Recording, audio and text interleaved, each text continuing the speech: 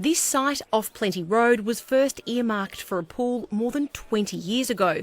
Works begun on a sports stadium, but the pool doesn't rate a mention on the signage or in the council's draft budget. The state government has committed $30 million to the precinct, including $10 million for the pool, but the council says the pool would cost $120 million. There's two costings, presumably based on quotes. So let's see the quote for the $120 million versus the $10 million. What extra you get? They are expensive.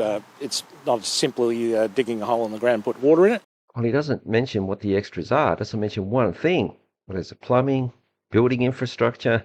I really want to see that quote, but of course the ABC playing along doesn't ask you any further questions. Can we see the quote? The council's due to receive a detailed report into the design of the pool in the next few months. Well, that explains that. If it hasn't even been designed, how can it be a quote? Where did he get the 12 times the state budget from $10 million to $120 million from?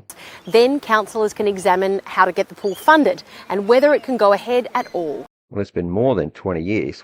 Is it 25, 30? Just tell us how long, because that vacant land has been sitting there waiting for a pool. Now, of course, perhaps they did intend to build it, but the decision has been made that it's not going ahead.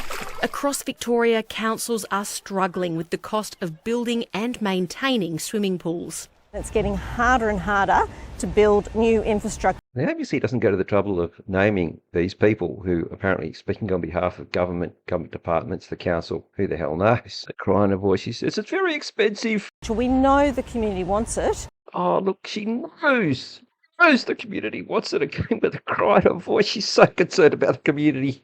Growing populations and growing building costs. Well, the quote to build a backyard pool, concrete, is $100,000. So just say it's 5 metres long, so 10 times that is 50. Okay, well, that's $1 million. It's exponentially bigger, so obviously the filtration's going to have to be about, I don't know, about another $5 million. Explain where the other $114 million is going. Bear in mind, they already own the land. It's about health, it's about well-being, and it's about our community getting what it deserves. So 3 outcomes in relation to this story about not building pools across Victoria. So presumably that would apply to the rest of Australia. So number 1 is what she mentioned, health. They don't want people healthy. They don't want kids going out swimming. Secondly is the land. Well, obviously it's not going to be as big if they don't build a pool, so it's going to be extra land. So developers have got their eye on that. And lastly, they want people outdoors less and less.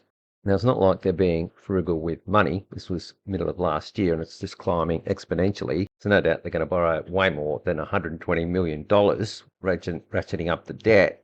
But of course, that $120 million doesn't go. Even if you wanted to spend $120 million on a hole in the ground with some concrete, they're still not even getting that. That $120 million is going elsewhere. Certainly not to the community. That was the 4th thing that I added. I said 3, but there's actually 4. All right, that's it for this one.